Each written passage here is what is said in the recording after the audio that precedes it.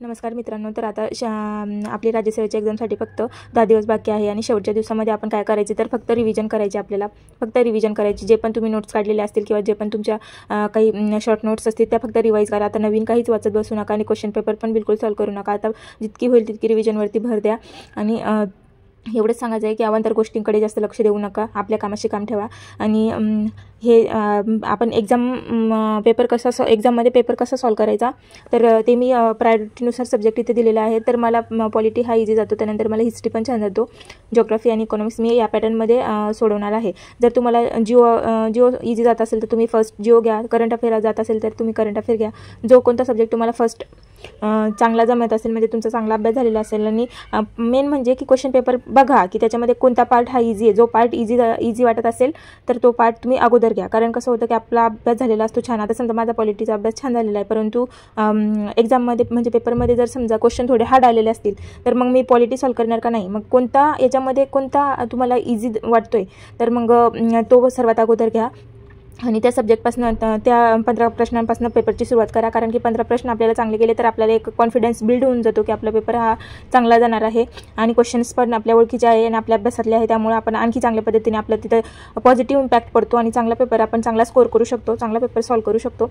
तर या पद्धतीने मी असं माझं शेड्यूल असणार आहे. परंतु जर क्वेश्चन पेपर तुम्हाला पण सांगते की क्वेश्चन पेपर बघा, कारण आपल्याला खूप सारा वेळ असतो. क्वेश्चन पेपर सॉल्व करायचा 2 तास असतात. त्यामुळं तुम्ही अगोदर क्वेश्चन पेपर ॲनालाइज करा की कोणता सब्जेक्ट हा इझी आहे, कोणते क्वेश्चन हे इझी जातील, त्यावरून आपण पहिले ते सॉल्व करायचे. आणि नंतर मग समजा ठरवून यायचं की आपल्याला जास्त पण अटेम्प्ट करायचं नाही आहे, कारण की निगेटिव्हमध्ये मार्क्स जातात. मग जर 1 लाइनर क्वेश्चन असेल तर आपण उगाच जास्त अटेम्प्ट करून येतो आणि मग निगेटिव्हमध्ये मार्क्स जातात. तर तसं काही करायचं नाही आपल्याला. तर सपोज आता पॉलिटीचे हे 15 क्वेश्चन असतात. तर 15 पैकी जर तुम्हाला समजा 7 किंवा 8 इझी वाटत असेल किंवा 5 ते 7 पर्यंत इझी असता आणि मग 2 ते 3 तुम्ही रिस्क घेऊ शकता. तर 3ची तुम्ही रिस्क घेऊ शकता. त्यानंतर आपण असे पॉलिटीमधनं 14 ते 13 क्वेश्चन सॉल्व करायचे. त्यानंतर हिस्ट्रीमधनं पण आपल्याला तसंच करायचं आहे.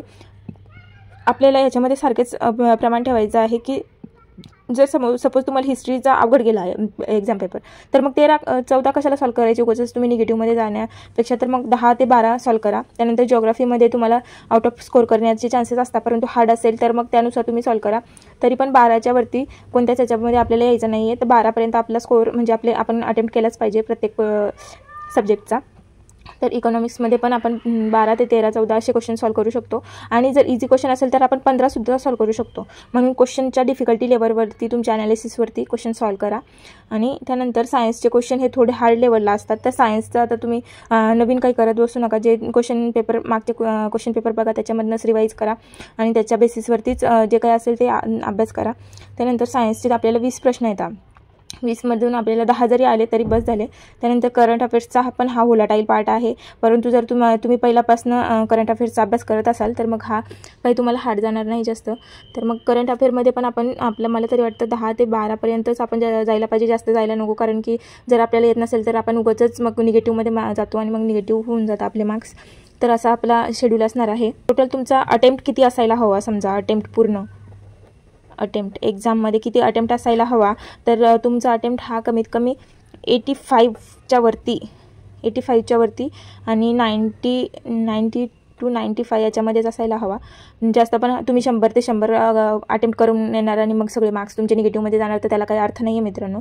आणि जर क्वेश्चन पेपर हा हार्ड आलेला असेल तर अटेम्प्ट हा सगळ्यांचाच कमी असतो आणि कमीच ठेवायला पाहिजे. जर का आपण आणखी त्याला वाढवत बसलो तर मग आणखी आपले निगेटिव्हमध्ये मार्क्स जातील. त्यापेक्षा तुम्ही कमी अटेम्प्ट करा जर पेपर हार्ड असेल तर. आणि पेपर जर इझी असेल तर तुम्ही 100 जरी अटेम्प्ट करून आले तरी काही प्रॉब्लेम नाही आहे.